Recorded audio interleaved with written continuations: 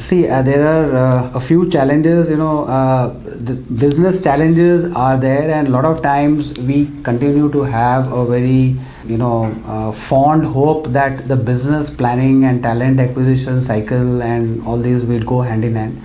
But usually, the talent acquisition teams and the HR are pushed around to responding to a situation, and this is the biggest challenge, and that will not go away soon.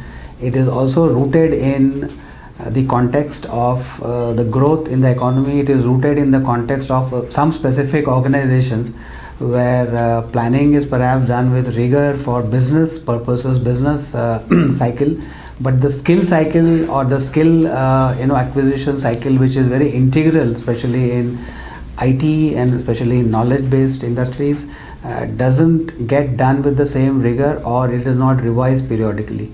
So this results in a challenge to the this talent acquisition people and the HR professionals, and they have to grapple with it, and that affects the productivity and the effectiveness of the recruitment, and also affects the longevity of the employee if a wrong hire comes in because of this rush to fill tables or fill headcounts or slots.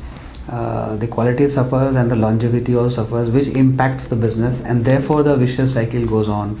So we should take a pause and look at the processes outside in approach, and make skill planning and talent planning very, very integral to the business process. So they should be incorporated into the business planning process, not as superficially but as an integral part of it, and very seriously, as because that impacts the business outcomes as well.